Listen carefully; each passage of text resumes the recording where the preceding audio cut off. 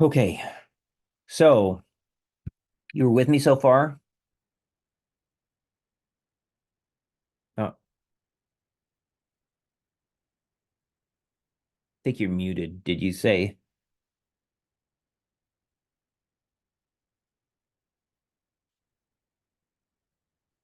There, now Um, I can hear you. you can hear me? Yes, Okay, perfect. good. Okay, so you were with me so far? Yes. Okay, so we were talking about solvents. I said protic solvents are ones that can have some exchangeable proton, somewhat acidic proton. Um, And I guess I should say as well for anybody else who's going to watch this video that I had to move places because I had bad Wi-Fi. So we're picking up where we left off before. All right. So these are the main things um, that we need to check. Um, I think let's first talk about let's place these nucleophiles and bases though into a couple of categories. So we can say we can have some strong, these are bases and or nucleophiles, and these are things like hydroxide or alkoxides, or this is a newer one, which is really good, is it's called an acetylide. So this is the conjugate base of a terminal alkyne. Um, and these are all very strong nucleophiles. We have kind of, well, let's have weak over here.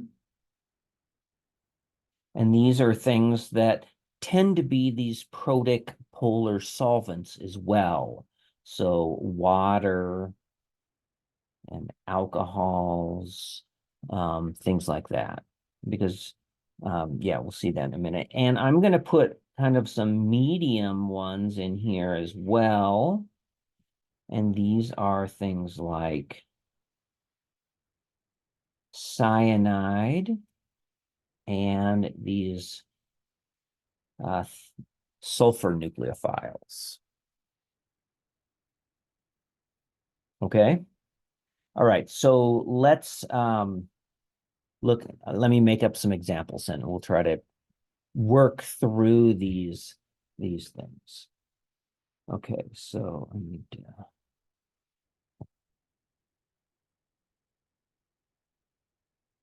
Okay. So let's say usually what we do is we will kind of group these based upon their alkyl halides. And let's just start with primary. So of course, if we have a methyl halide, all it can do is SN2, right? It can't do, well, there's no two carbons, so it can't do an elimination reaction. And it can't do an SN1 because a methyl carbocation is just too unstable. Okay. Okay. So if we have primary, so let's just make something like this.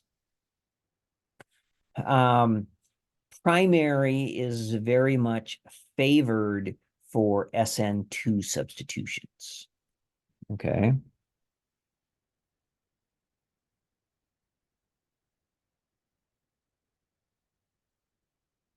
All right.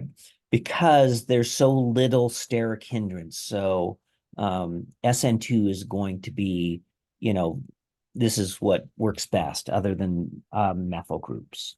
And so we Okay. can use any kind of, um, you know, nucleophiles and do these substitutions like this. Okay. Or we could add in, we could add in an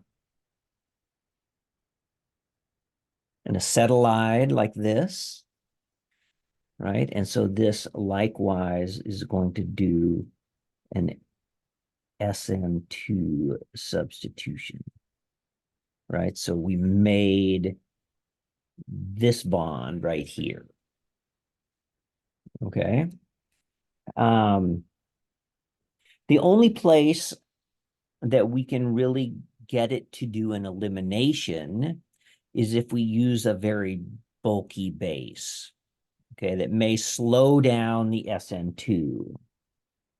So if we use a bulky base like tert butoxide, then we might be able to get elimination, Okay. okay? But we might have some substitution as well. Let's say a small amount.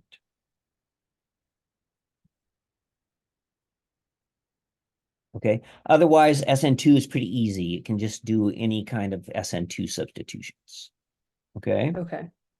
So Um, the only way for primary, the only way to do elimination is if we have a bulky base. um, from an alkyl halide. Okay, from an alkyl halide. Okay. Okay. If we have, I guess we could mix these in now. Um, oops, let me put that away. If instead of a halide, we had an alcohol, right? We can use phosphorus oxychloride. You get Cl3. And this does elimination reactions, dehydration reactions that are E2. Okay. And we can, I think we can even do, well, I think primary still likes to do, even for an alcohol, other alcohols would like to do SN2. Okay. Okay. All right. So for primary, it's usually pretty straightforward. The other one that's easier is, oops. Here, let me just make a new slide.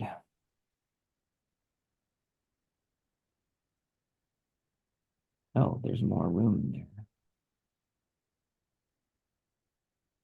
Is for tertiary. Okay, so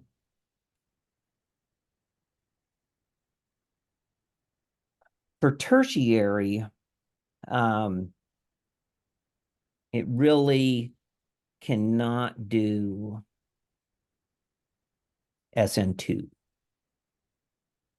All right, so our possibilities are that if we use a strong base, something like hydroxide, then because we can't do substitution, we can only do elimination. Okay, so it's going to do, oops, an E2 elimination. This. Okay. Okay.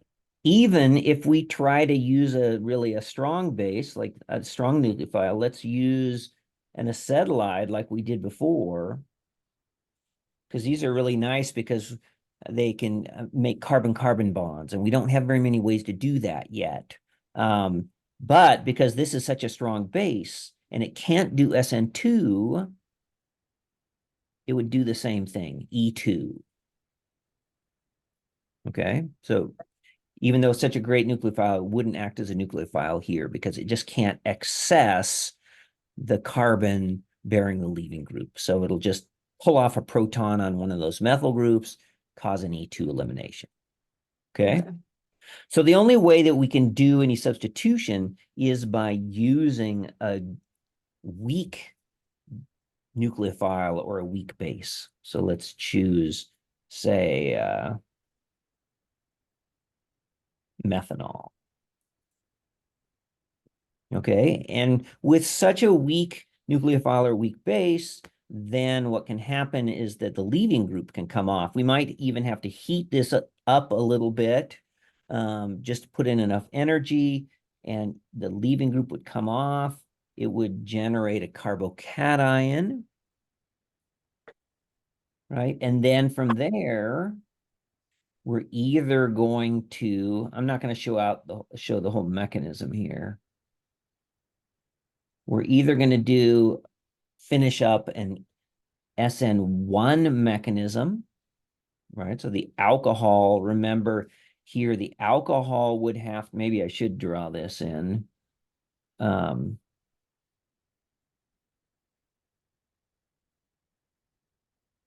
alcohol would attack. Okay, we'd get an intermediate that has that whole alcohol still intact. And then in this case, we could use either bromide or methyl group or methanol to deprotonate. Oops.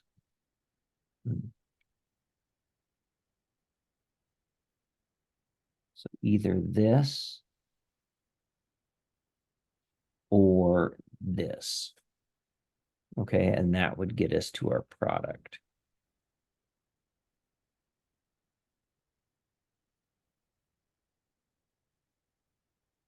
But whenever we're under SN1 or E1 conditions, an elimination can also take place.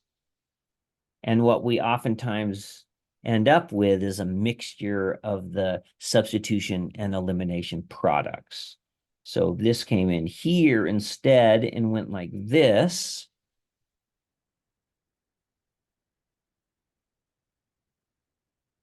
Then we would get the E1 product. Okay, so usually when we have a weak nucleophile base, we get a mix of SN1 and E1.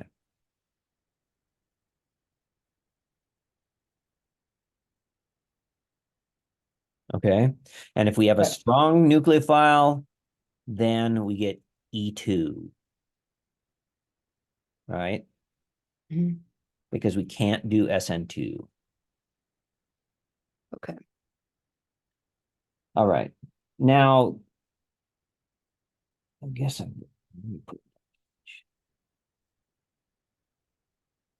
the trickiest part is when we have, when we have secondary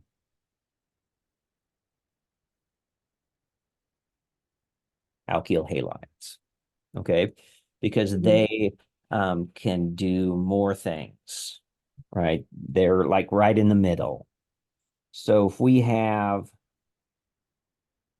say, an alkyl halide like this,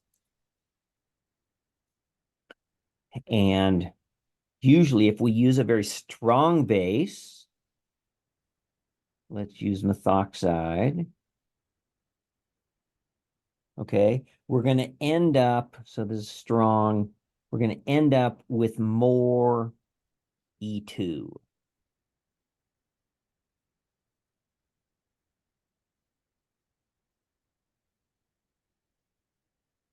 Okay. Okay. If we what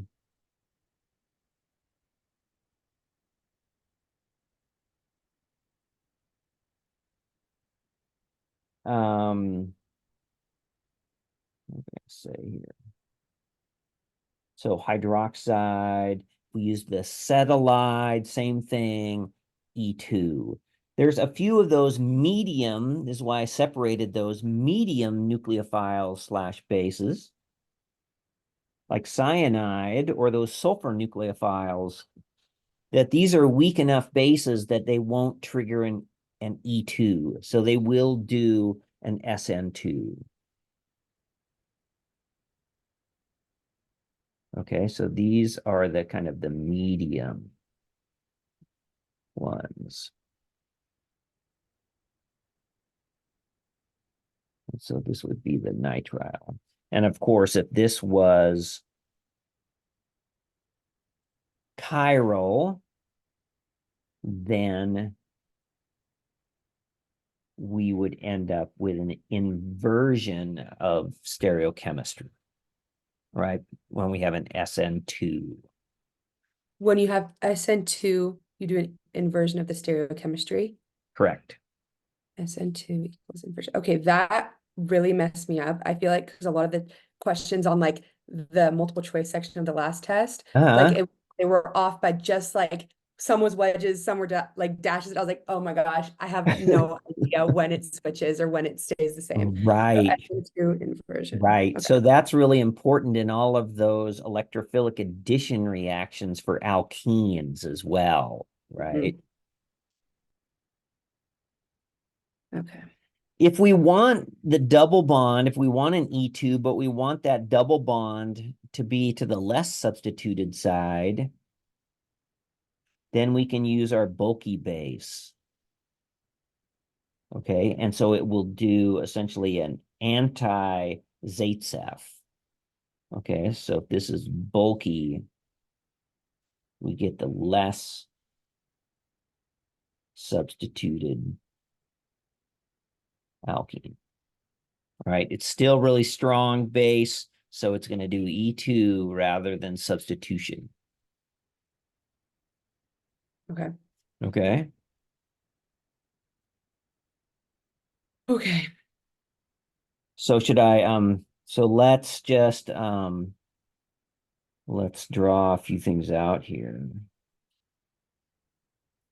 Okay, so let's start out with just something like I'm gonna put an iodine over here, and we're just going to use um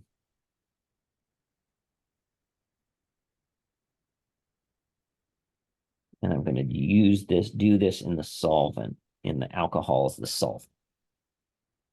So this is one place where, they say protic solvents favor SN1 and E1, but oftentimes when we use an alkoxide like this, we do it in the alcohol because it's just a acid conjugate base pair. Mhm. Okay, so it's the most common way to do that. Okay, so what kind of a reaction would we get here? Um, Substitution. Substitution, right? Because what we're going to look at, we're going to look at the alkyl halide. We're going to say, oh, it's got this ring over here, but really this is a primary alkyl halide, right? Mhm. And so we know that primary alkyl halides like to do substitution. Our nucleophile is slightly bulky, but Mhm. probably not enough. We could always say we get some of each, but so we should get more substitution, right? Is it going to be SN1 or SN2 substitution? SN2. SN2, good.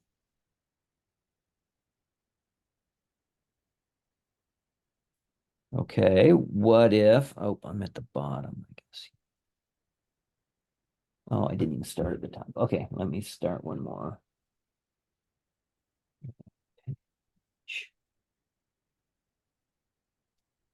Let's make something else up like this. And take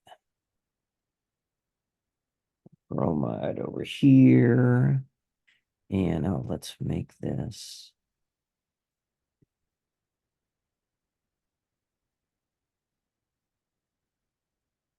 methyl group over here. Oops. And then I'm going to use this thiolate anion as our nucleophile. And let's say we're going to do this in DMSO.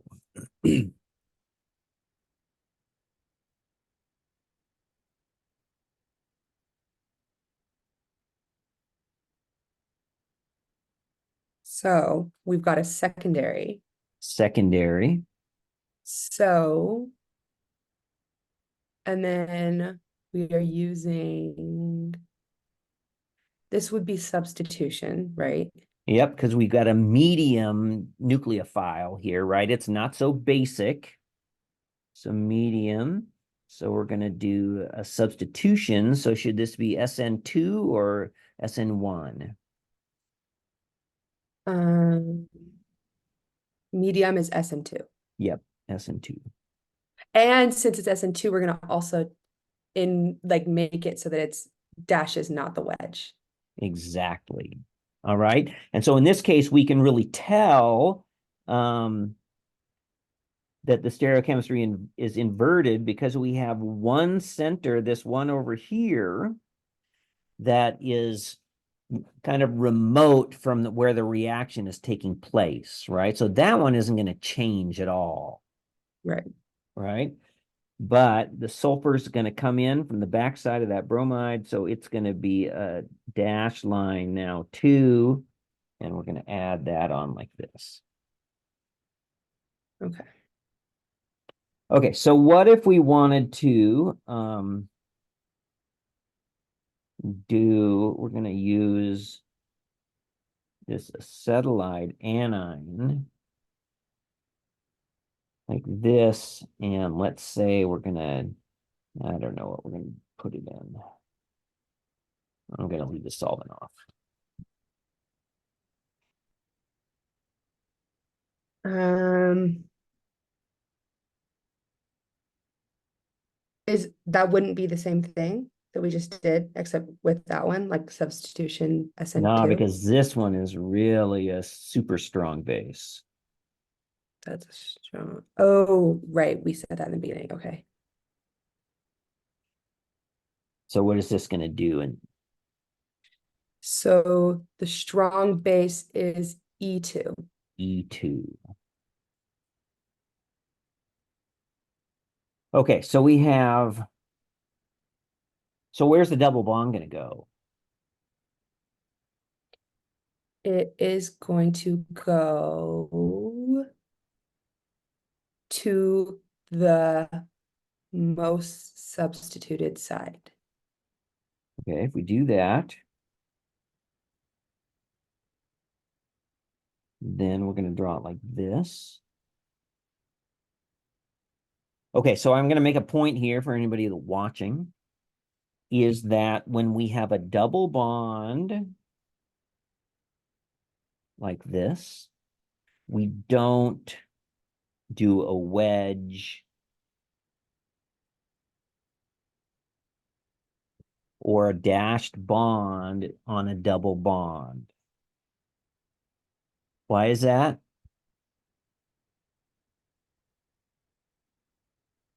No idea. Because, well, what's the hybridization of the double bond carbons? SP2. sp2. So what's the geometry of those? Um, Trigonal planar. Right. So in fact, they're flat, right? Um, They're planar. We only use wedges and dashed lines if we're trying to show a tetrahedral carbon. Okay. So I saw a lot of these on last exam, so that's why I'm bringing them up now. Okay, that All right. makes So sense. we have one other possibility, though.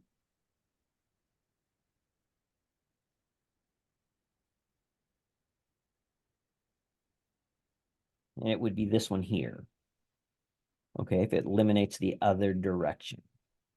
Okay, so what is it here that's going to control which direction the elimination goes? Right, so we could call that this one would be Zaitsev, right? This would follow the Zaitsev rule, meaning that it's going to generate the most stable alkene. But when we're doing E2, there's something that can override that. Hmm. Something that can override Zaitsev. I don't know. Okay, so remember, so if this was going to eliminate, it would have to be pulling off this proton over here, right? So there's a certain arrangement of the proton and the leaving group. There's a certain arrangement that those have to line up in order for that elimination to take place. Okay, do you remember what that is? They have to be anti-periplanar. Good. Right. Okay. Okay, so what do you think about if we can figure it out here? What if we look at this molecule here? Okay, this bromine is up, Mhm, hydrogen is up as well. Can mhm. those two be anti-periplanar? No, because right No. now they're on the same side, or they're Right. facing the same way, I Right. guess. And even if we draw it into a chair, they would end up being one would be axial and one would be equatorial. So they'd Mhm, only be 60 degrees apart. mhm. Okay. So this one is going to be blocked. Okay. Because these are not anti-periplanar.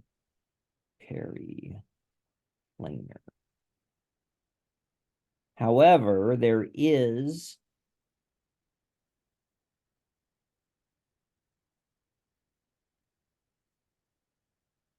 a hydrogen on this other side. So if this is up, it's going to be the one that's back. These can be anti-periplanar.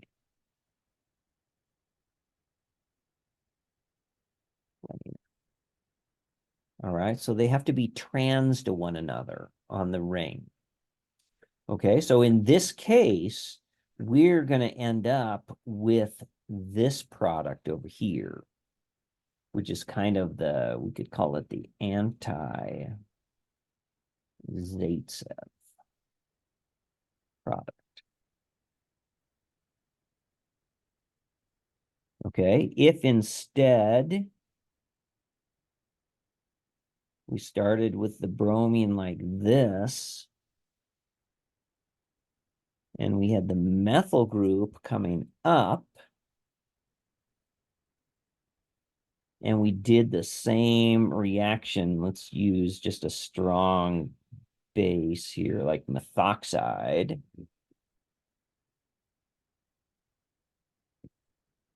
Okay, again, it's too strong of a base with a secondary to do an SN2. But now, because this H is back, these two can line up anti-periplanar.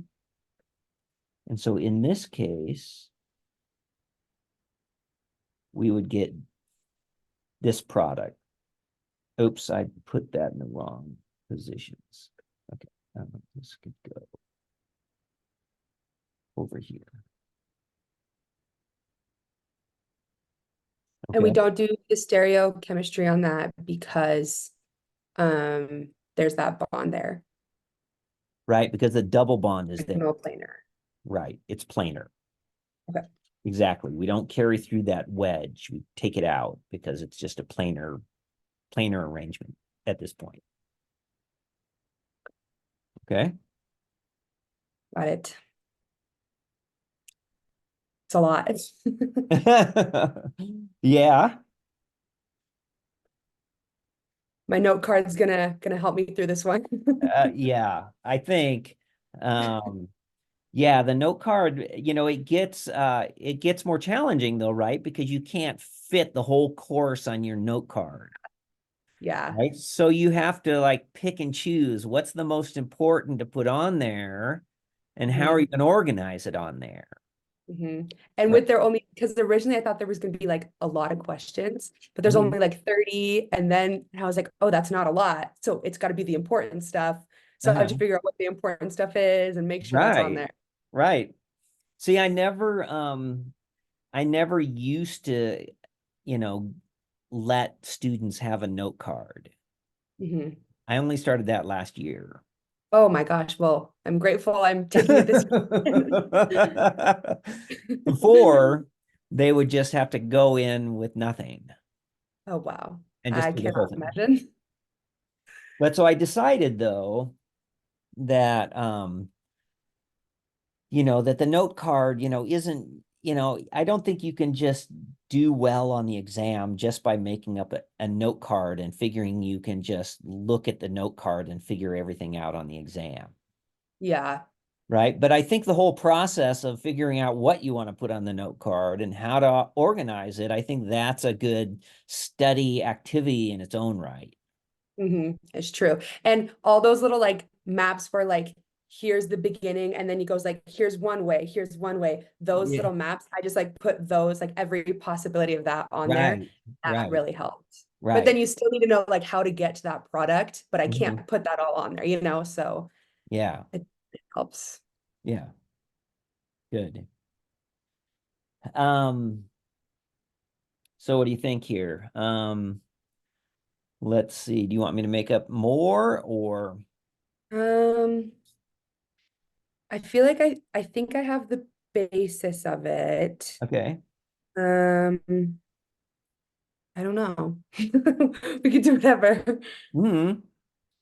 Um, did we ever do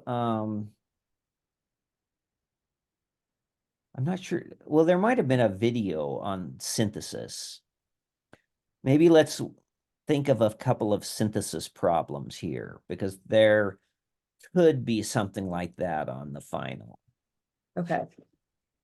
All right. So in these types of problems, um, what we have, oops, oops. Oh, where did that go?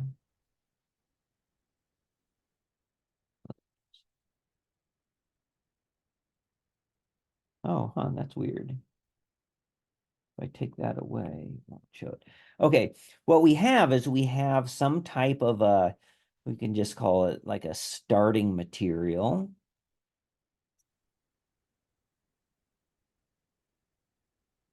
And we have over here kind of a final product. And what we need to figure out is how we can go from the starting material to the final product through a series of reactions. Okay, so we've had a few problems, and there was a couple on the last exam on the Canvas where I'd, have a starting material, reactant, and then step 1, 2, and 3, and what's the product after that, right? hmm So in hmm this case, we're doing a little bit the same, but we have to figure out those intermediate parts ourselves. Okay. And we can figure this out in kind of in two different ways. We can just look at our starting material and just see if we can force it through from the beginning, or we can look at our final product and think about, oh, what could we make that final product from and work backwards. Okay. Okay. So let's try that first. So this is called retrosynthesis, and we usually use a reverse arrow like this. Okay. Okay. And so the question here is, what can we make a ketone from with the chemistry that we know so far? Mm, I know we did the ones where it was like you'd get like you have the triple bond and then you go to like water and like sulfuric acid to something and then Mm-hmm. from there to the ketone Right. Okay. or you or like the R2B something those but that would get to an aldehyde.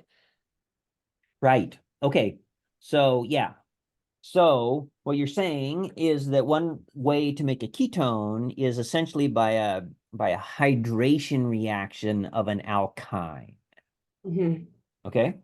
So if we're working backwards, we have two possible alkynes that we could make that possibly from.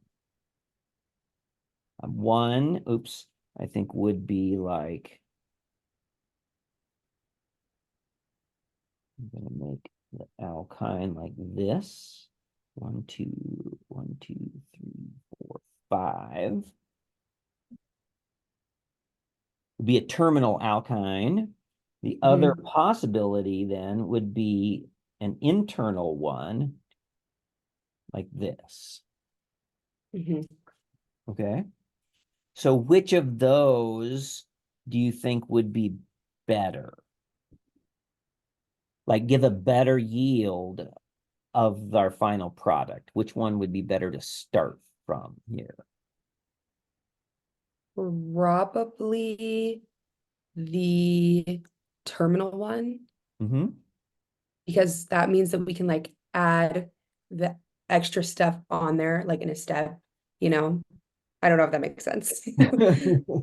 Have the extra stuff. Well, I'm not sure your explanation makes sense, but I think your choice is right. And the Okay. reason I would say is because that alkyne is unsymmetrical, right? And so if we're going to add something, we have a chance of doing it either following Markovnikov's rule, Hmm. right, or anti-Markovnikov, Hmm. right? Whereas the internal alkyne over here, we have a hard time controlling which end of this triple bond something adds to because both ends are kind of the same, Hmm. right? So if we start with the terminal one, then we can do a substitution, like a hydration. So water and sulfuric acid. Sometimes I think on this terminal ones, they end up adding this mercury sulfate as well. Okay, and in that case, remember that it adds water. I'll just draw kind of the intermediate up here. Um, and it goes through this enol, which then isomerizes, or it's called tautomerizes. They're called tautomers, Hmm. converts to the ketone. Okay, just Hmm. equilibrates, and the ketone is more stable than the enol. Right. Okay, so if we move back one step here, we know how to make the ketone from the alkyne. Can we make this longer alkyne from the short one? So this is called acetylene as our starting material. Um, could we not just do like a CN on the end of that or something and add it on through that? Um, well, not really, I think. I don't know Okay. where to go from here. Okay. So this is where, so I would break our synthesis up here into two parts. One is a functional group manipulations, and that's what we just did. We converted an alkyne to a ketone. The other part has to do with extending the number of carbons in the chain. Okay. And we have one reaction to do that really at this point.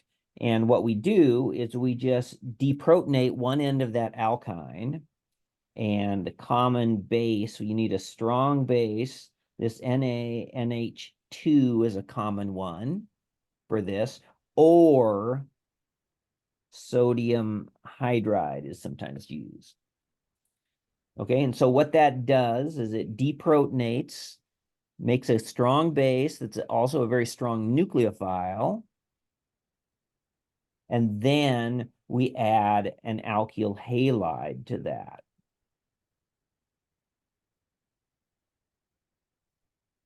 Okay, so in the first step, we make this anion, and then that just comes in and does an SN2 substitution. So the NaNH2 or the NaH is what makes it into that, like the triple bond with the lone pair, that. Right. And then once you add in our alkyl halide, that's what substitutes that in to make our product. Correct. Right. So we have Okay. to kind of do it sequentially. We have to first make our nucleophile. So all the first step is here really, well, here, let me draw it up here. So we have NH2 minus, really. Mhm. And all it's really doing is just acid-base chemistry. It's pulling this proton off and it's making the anion, the conjugate base. Okay, so here's our conjugate base, which is now a strong nucleophile. And to that, we can add the alkyl halide. And then it will do the substitution reaction. Okay, that makes sense. And Okay. I have written down about the like the NaNH2 and the NaH that those are Mhm. what needs to be added there. Right. But I just didn't think about that. Right. So we can do all kinds of things here. We can start, let's start with that again. And let's say, let's go to, um,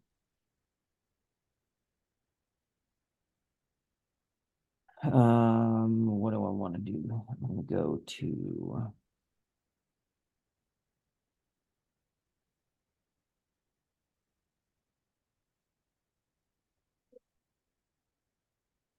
this dibromide. Okay. So we know we're gonna have to go from the triple bond to something with a double bond to then the BR2 to Right. get the Good. Yeah. Good thinking. And the other thing, what do you think about that bromide? What about the stereochemistry of the dibromide? hmm, they're both the same way, Right. which means something. It does. I'm not sure what it means, but it means something important. Okay, so when we do a bromination reaction, we add bromine to a double bond. Is there a certain orientation that they usually come out? They usually are opposite, right? Like one's Right. wedge and one's They're usually out, opposite. right? Exactly. All right. So we have to make sure that the double bond is in such an orientation that they come out opposite, but then it can rotate around and give us this product. Mm, Okay. So we can't just have the double bond like this, because if we added bromine to this, we would have the bromines on opposite sides, right. right? So how can we change this so that we end up with the bromines on the same side? Um, Bromine's on the same side. Would it have to be cis, not trans? Cis, good. I think this was on our last exam too. So if we have this cis, right? And then I'll just draw it down here, bromine. It's still, they're going to come in on opposite sides. So we're going to have a bromine forward and a bromine back. But when we redraw this, so the carbon chain is zigzagging like this, like is our usual way that we like to draw it. So we rotate around here, then we get this product up here. Okay, so Okay. we start with cis, then we end up with the two bromines on the same side. Okay. Okay, if it can rotate. Mhm. Okay, all right. So how do we make a cis alkene? Okay. Mm,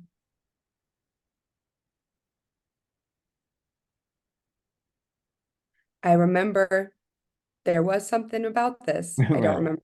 So I this remember is doing it in the chapter problems. right. So this is from the most recent chapter, right? Mhm. Right. And so we're trying to make this from an alkyne, right? So our alkyne is going to be like this.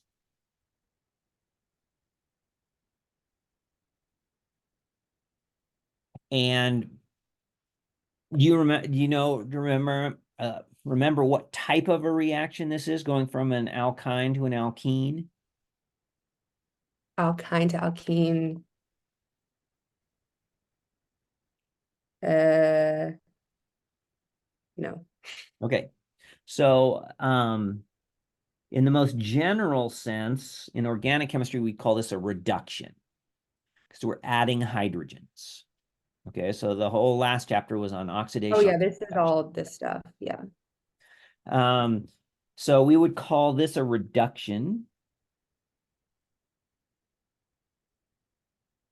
It's also more specifically here would be called a hydrogenation because we have to add hydrogen.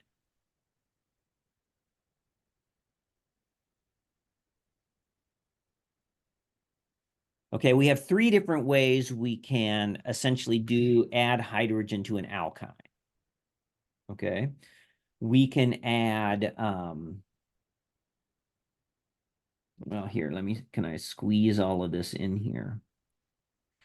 If we add just hydrogen, so H2, and we add a metal catalyst like palladium or platinum or nickel, one of these. Oftentimes we use palladium and we draw it like this. Palladium on carbon means that there's palladium metal on charcoal. So it's this finely powdered black charcoal.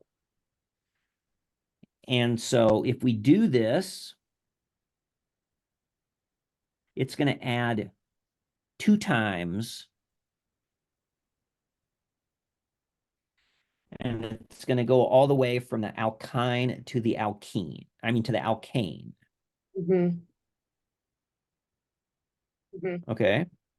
Um, if we want to stop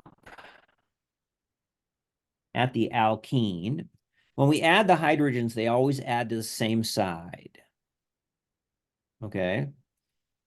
So we need to use a different catalyst to stop it at the alkene. And so we use something Lindlar that's catalyst. called, exactly, good,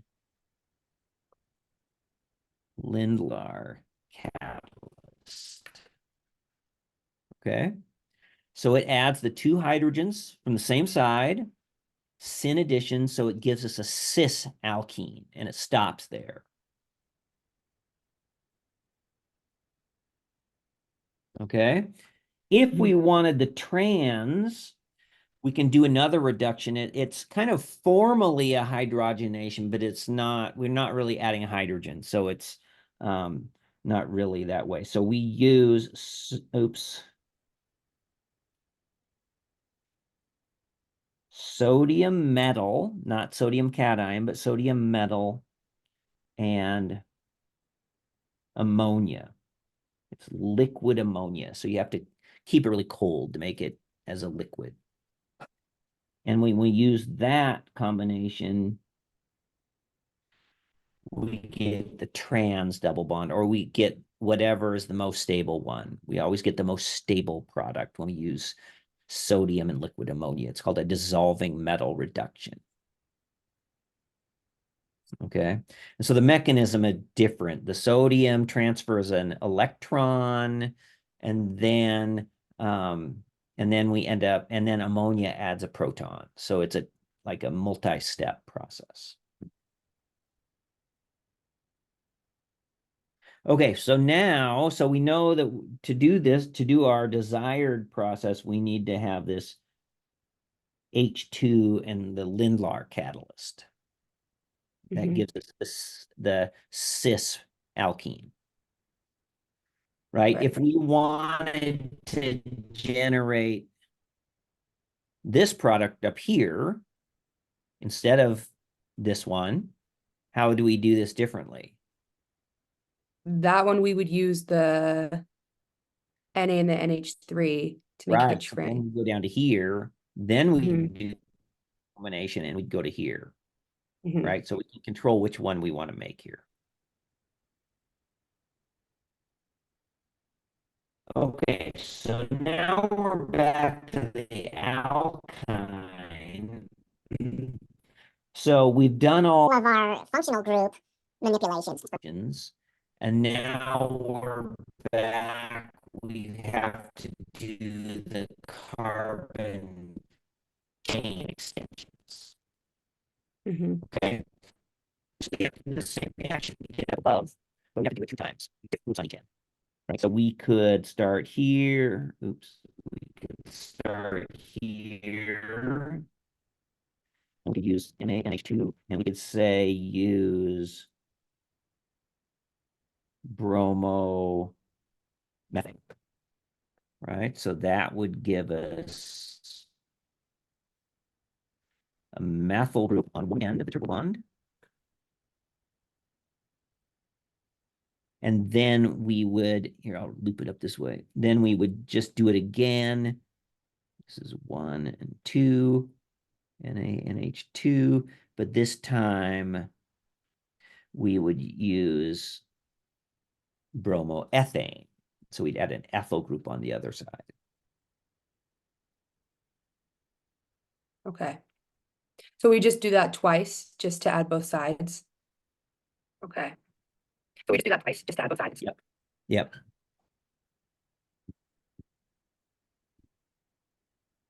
Yeah, so it just depends, like on the one up above, we wanted to have, to make the ketone, wanted to have a terminal alkyne.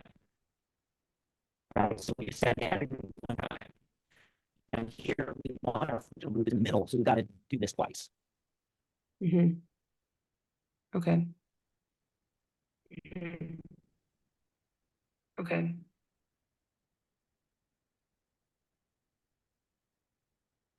Okay, that makes sense.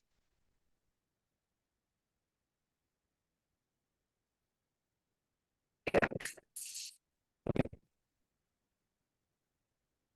All right, you want to do another one, or do you want to Sure. I'll do another one.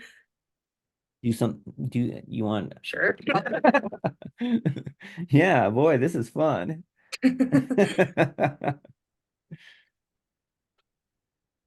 Okay, let's see here how to add a page. Okay, so let's do one that's similar, I guess.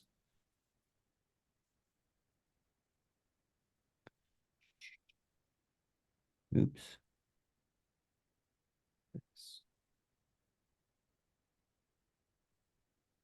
And let's convert that into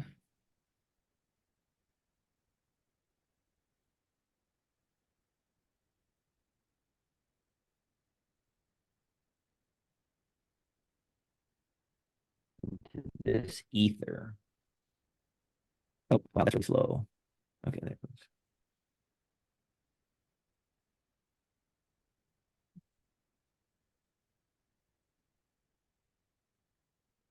Hmm. Okay. Hmm. Okay. So from the beginning, or from the end, I guess, we know that we need to add like the O at O with the two. What do you call it? I don't even know what the two. We know you need to add the ether at the end. Need to Um, make an ether. you need to make an ether. And we also know that we need to open up the triple bond to be an alkane, which we can do through like H2 and then the PD thing. Am I somewhere in the right direction? Mm-hmm. Right? Yeah, I think for this one, there's actually a number of different ways that we could do this. Right. So Okay. let's focus on the last step first. Okay. Mhm. want to make an either. Um, there's probably for this one, there's probably two main ways that we could do this, right? We could either make this bond here. Oops, that there. Right, which means that The we screen keeps like cutting in and out wide. now. Yeah, I see that it's going really slow. It's way Yeah. behind me. Yeah. Oh, there it goes. Yeah. Yeah. Oh, there it goes. Oh, it's even slower for you, I guess. Plus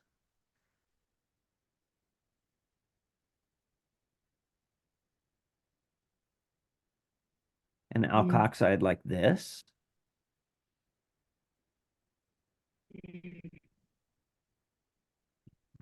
Okay.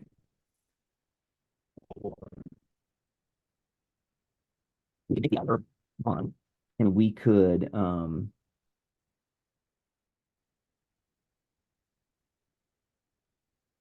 I guess I can make this as a minus a plus. See how long it takes. It's gonna do it there.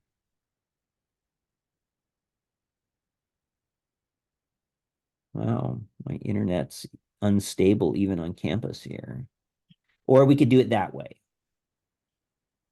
Is it showing yet? Yeah, I can see that. Yeah, I can see that. Okay. So we could do it either way, right? And this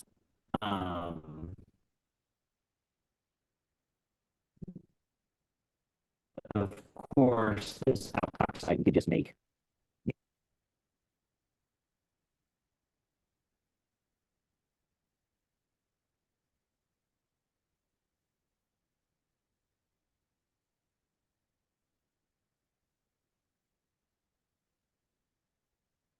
Okay. Okay. Does it show it? Yeah. Okay. Yeah, it's really slow. Okay, so we could make either the alcohol at the top Mhm. or the bromide down below. Mhm. Okay. I don't think that we have yet a way to directly put the bromine on a terminal position. Right? Because if we have a double bond, if we want to make it from a double bond, then it's always going to follow Markovnikov's rule, and the bromine will end up on the more substituted side. Mhm. Okay. Next semester, we're going to learn a way to put it on the end.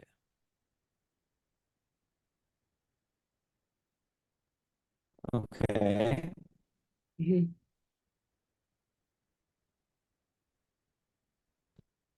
So now, the way I think we know how to make that bromide is from the alcohol um, at the top. Right? And we could use HBr or phosphorus tribromide.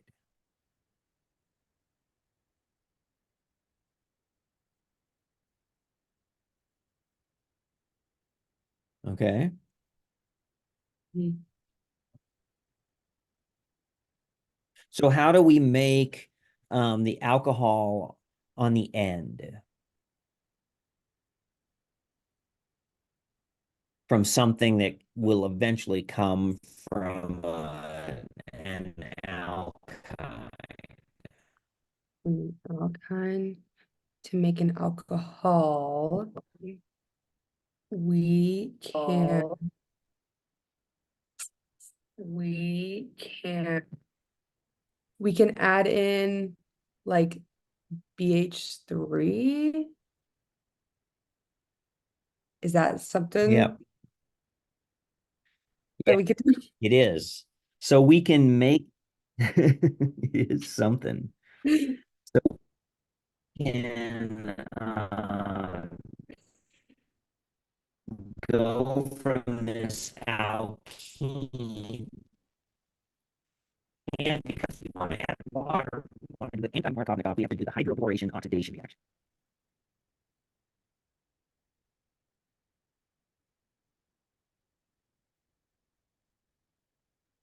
Okay. Okay. See how long it takes. Can you see it already? Yeah. Now I can see it. Yeah. Now I can see it. You can see it sooner than I can. There. Okay.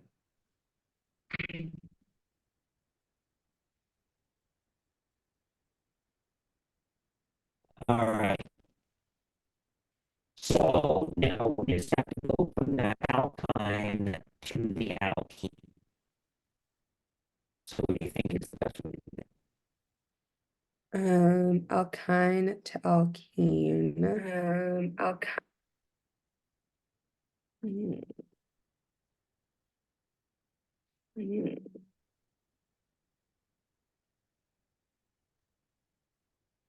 We. Oh, can we just add in like sulfuric acid or something like that to like eliminate it, or To go from here to here, can you see my pointer? Or does that yeah. not show up? Well, Yeah. now it's really slowed down. Okay, so what we have to do is there's two things. One thing is that we have to extend the chain, right? Because Right. we want a 4-carbon chain instead of only 2. Right. And then and so we always are going to do that when we have an alkyne. Okay, so we want to extend the chain first, Mhm. then we want to convert the alkyne to an alkene. Okay. So if we want to Okay. extend the chain, would we do the H2 with the PD to like extend it? No, remember, I'm gonna do over here. Oops. We're gonna deprotonate the alkyne. Mhm. All right, so I'll use sodium hydride this time.